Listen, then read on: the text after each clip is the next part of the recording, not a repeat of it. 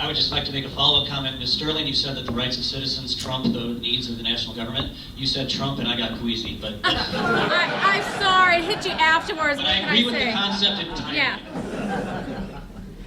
Now we're going to transition to some issues about how the government relates to people at a personal level. We're going to start with health care. Governor Johnson, you're first on this one. We've all been talking about the Patient Protection and Affordable Care Act, also known as Obamacare.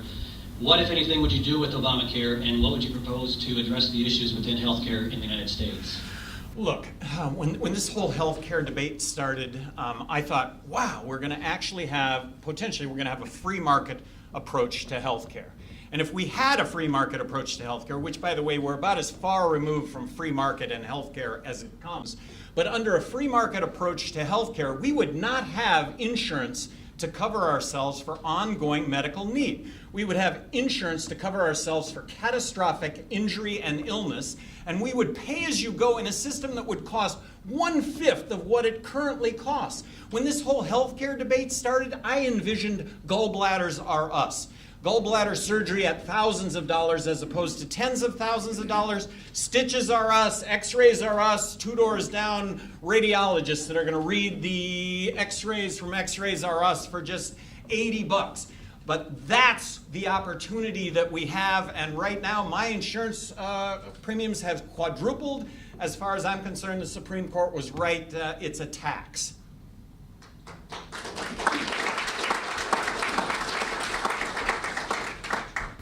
This is one of those issues that I actually crossed over into the dark side to help get a president elected on the healthcare issue, because I had a family member who was who his business, my father actually, his business was doing great, and then in 2008 went under, and because of he has a back pain that never goes away, and he could not get insurance. So I actually did help the Democrats out. And the good part is I know how to get a president into office because I learned how to organize. I became an organizer. But the thing is what they sold to the people is not what they are implementing right now. It's not affordable. That's a lie.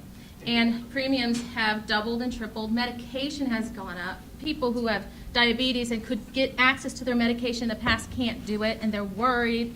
And that's just one thing. I would seek to repeal it and then go through the states, try and do something else. But I wouldn't. Through the federal government, it's ridiculous. Nobody should have to answer to the IRS based on their health care. You having to send in and let them know every month you've been insured is horrible, and I'm totally against it. Thank you.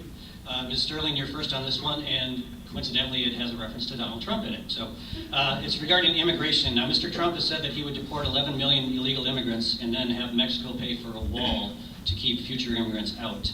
Other people want open borders, as people across the globe are looking for a place for economic opportunity and a safe haven from persecution. What is your plan for immigration, both the current situation and future policy? I agree with, I'm all for the Libertarian platform. I feel that we should be able to be free to move around as long as the individuals aren't going to try and harm any of our citizens.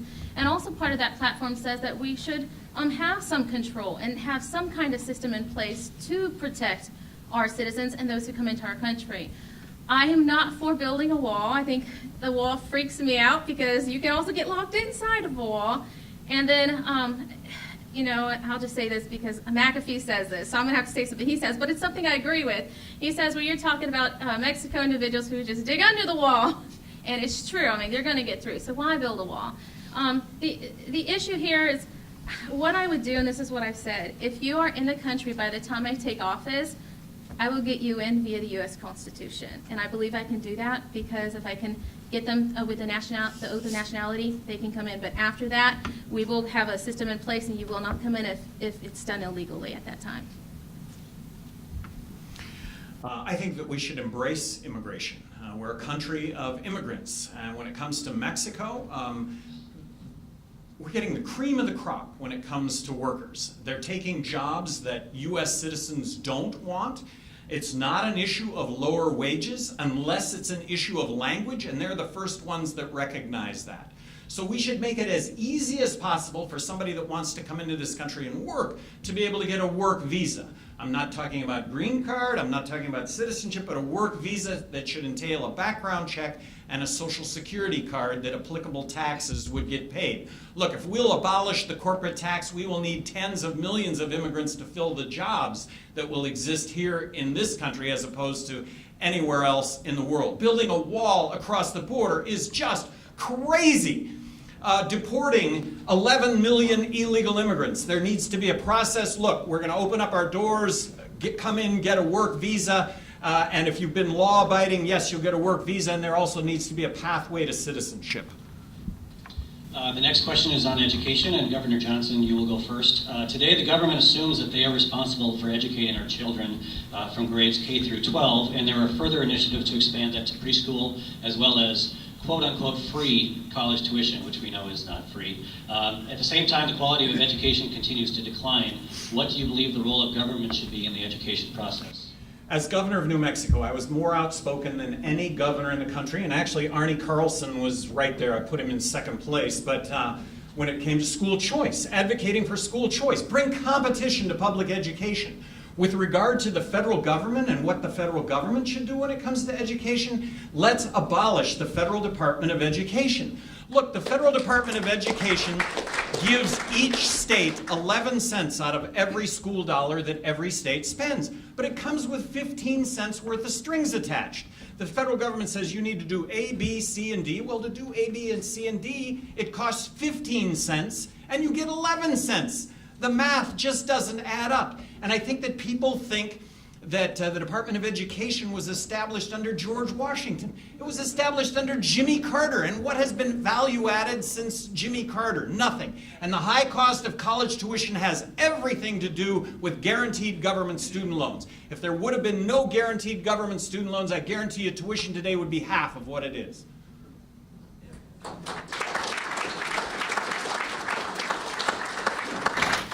One of my greatest honors was going to NASA and doing an internship over at NASA Goddard in STEM education, science, technology, engineering, and mathematics.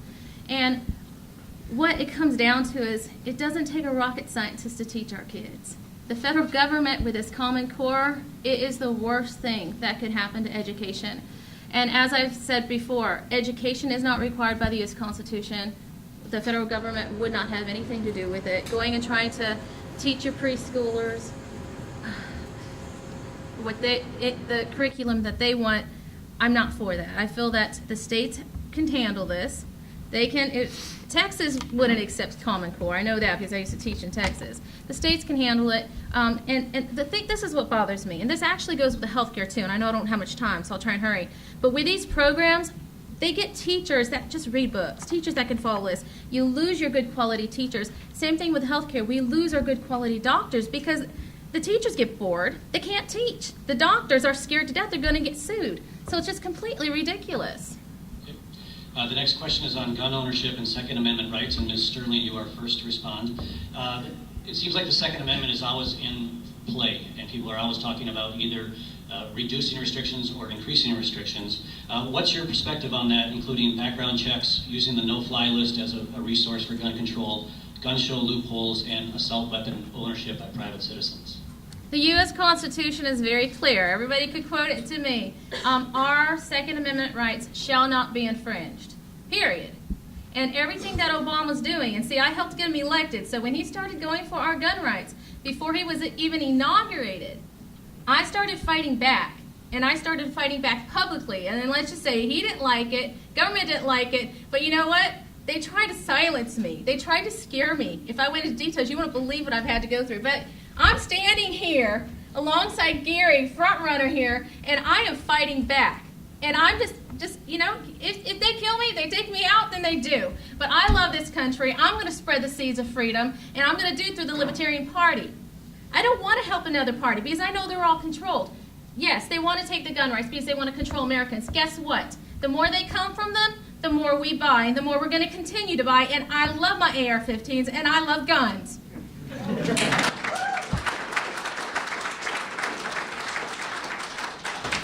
Well, here I just have to speak to my record. I've always been a supporter of gun rights, always. When the arguments come up that we should limit the caliber of bullet, that we should limit the number of bullets in the magazine. You know what? I believe if we do that kind of stuff, that the criminals are going to end up with these more powerful weapons than the good guys. So that's where I come down on all this. As governor of New Mexico, I was able to sign concealed carry in New Mexico. And this is my voice. When I was governor, Columbine happened. And of course the microphones were in my face. What do you do? What do you do? What do you do about Columbine? And my answer was, you're not going to like the answer. What do you do? Well, you're not going to like the answer. And the answer is the requirement, and you're not going to like it, the requirement of teachers to actually carry weapons. Does that prevent Columbine from ever happening again? Probably not, but might it limit the damage of a Columbine? Yes, it might limit the damage of a Columbine. The next question is regarding the drug war, and Governor Johnson, you're first. Several states have legalized recreational marijuana use, and many more are in the process. It is still illegal at the federal level. What is your commitment level to having marijuana declassified at the federal level, and what is your stance on other recreational drugs, such as cocaine, heroin, methamphetamine, etc.? Good news. In 1999, I was the highest ranking elected official in the United States to call for the legalization of marijuana. That was 1999. In 2016, bad news, I'm still the highest elected official in the United States to call for the legalization of marijuana. And yet in 1999, 30% of Americans supported legalizing marijuana. Today, 60% of Americans support legalizing marijuana. Now, Bernie Sanders, apparently he rolled out of bed and hit his head and he came up with the epiphany that marijuana should be legalized. Terrific. With regard to all drugs, if we legalized all drugs tomorrow, the world would be a much better place. 90% of the drug problem is prohibition related, not use related. But I think by legalizing marijuana, I think this country takes a quantum leap in understanding drug abuse, and that we start off with decriminalizing the use of drugs. I think that that's going to happen. I'll also offer you a prediction that Obama will deschedule marijuana going out the door. That's something that he's already telegraphed, and that would be very positive. I wish he would have done it before now, but I do believe he will do that.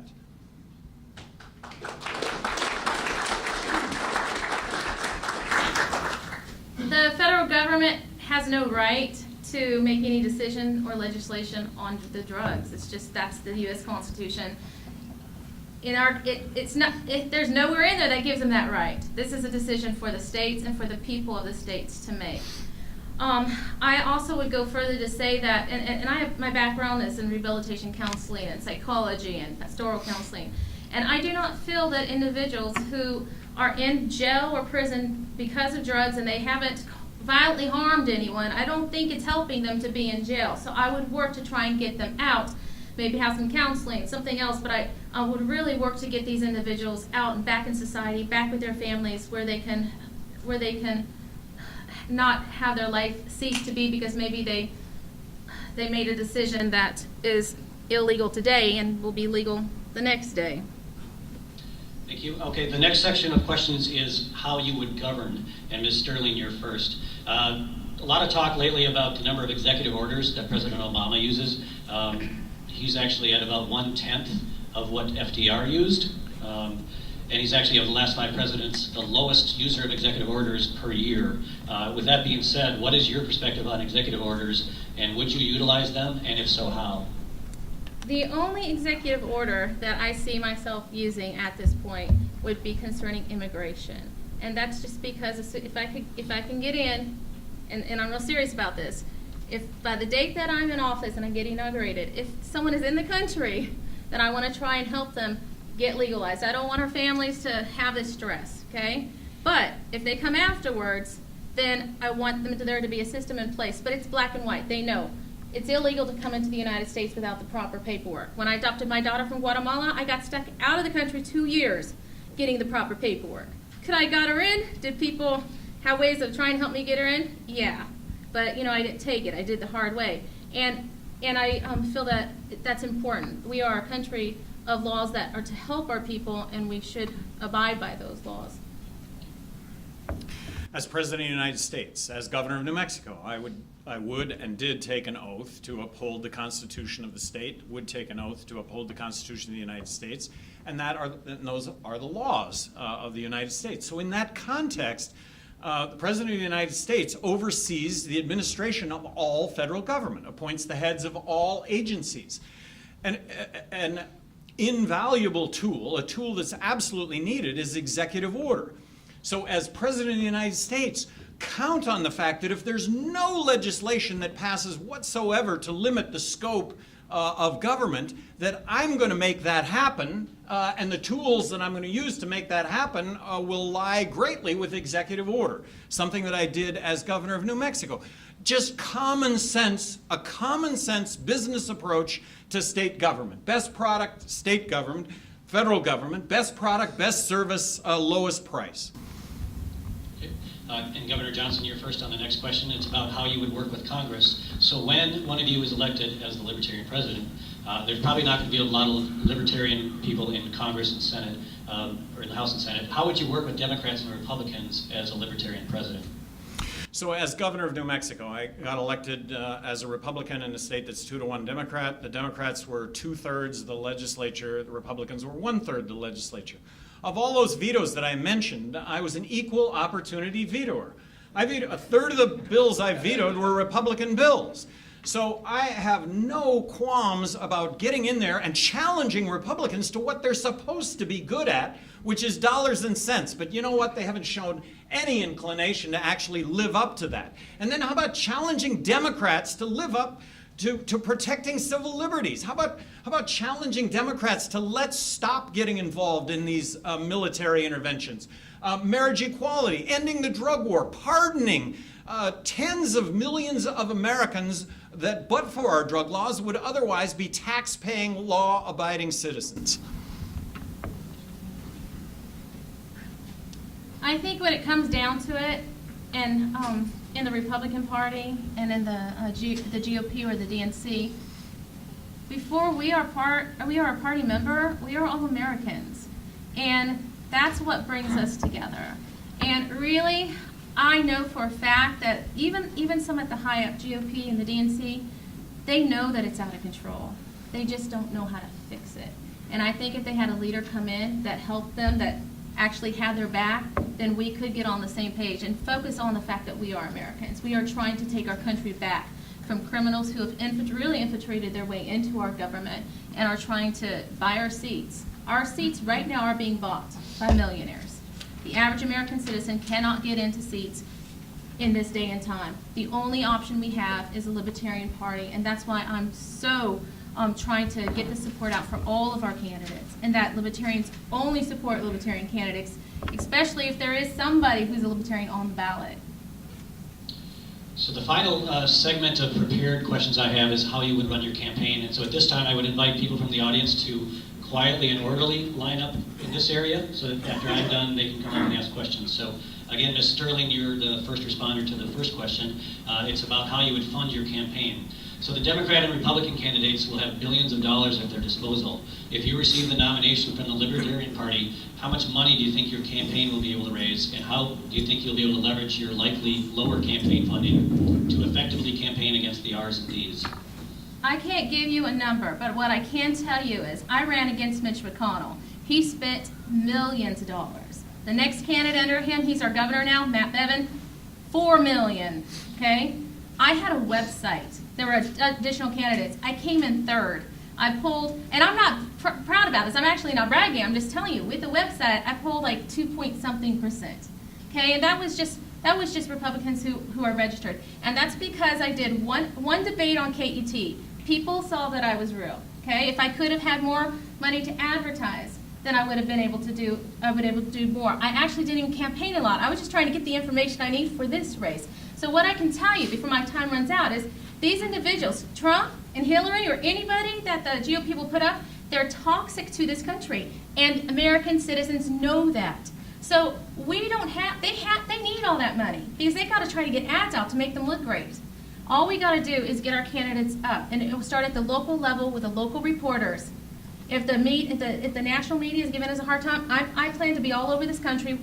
Well, first, if I can get the nomination, I'm going to sit down with all the delegates. What percentage do you need? What percentage do you need? I'm going to make sure those percentages are gotten, but I'm also going to go for the White House too, and I'm going to do it at the local level, and then the national reporters will have to cover me and cover our party. Excuse me.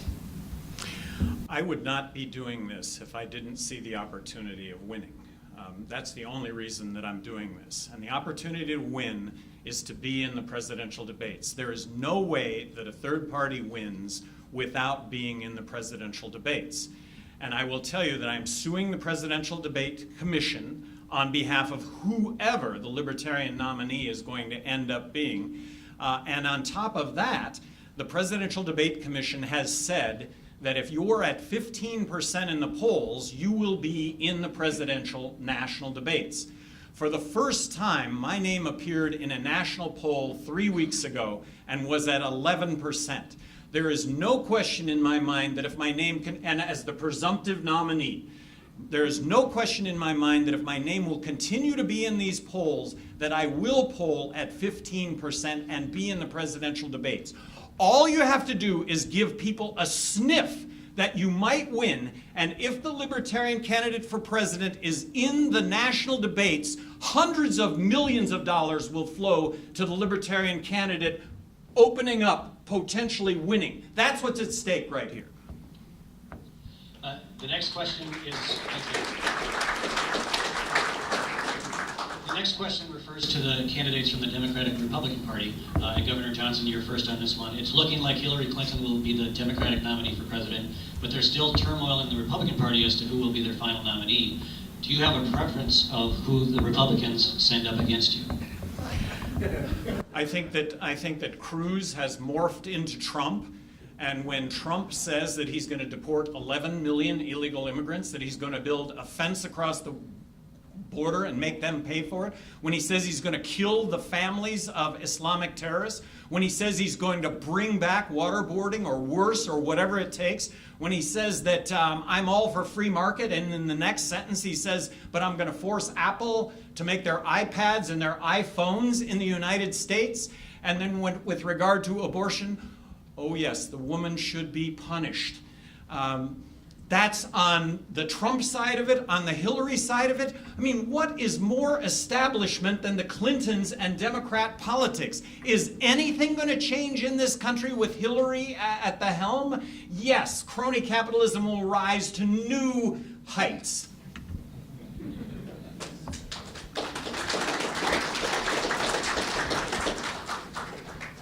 I know Gary has said that he does really well and he doesn't try to go after the other candidates. Can I ask him a question really quick? Sure, go ahead. Are you just speaking about the Libertarian candidates, or if you were up against Republicans and Democrats, would you go after them, or would you still be more laid back like you are now? You think I'm laid back? Well, would you go after them? Because you haven't really gone after very many in the Libertarian Party. Well, first of all, I ran 2 campaigns for governor where I did not mention my opponent in print, radio, or television. With regard to debates, the second time I ran for governor, when I ran for re-election, I controlled the debate process, and I debated my opponent 28 times. So I think people deserve a choice, but the differences that I have with people are not personal. They're on the basis of philosophy, on the basis of what a person is going to do. So I am not laid back in any way, shape, or form when it comes to opinion. And I'm sorry, Gary, I might have used the wrong term there. So I have some stones. I know, like David and Goliath, I have some stones. I got a slingshot on me. And I know these parties, and I plan to take out, politically speaking, anybody who the GOP and the DNC put up, and I'll leave it at that. Okay, thank you. And now for my final pre-prepared question, and Ms. Sterling, you're first to respond to this, and it's about the commitment to the ultimate Libertarian candidate at the convention. So within the Libertarian Party, if you are not the nominee, will you support whoever is nominated, and does that depend on who that person is? There's only one candidate that I would not support, and I maybe over the next month and a half I might grow in that. And the reason is because I believe that his interest is not for our party. But I would definitely support anybody else. With a full heart and everything I could offer, I'd give them. Okay, thank you. Governor Johnson? I'll support whoever the nominee is. Easy enough. I'll turn it over to the audience now, and my request for the audience questions, please form your questions so that it's applicable to both candidates, so they will both continue to have the opportunity to respond.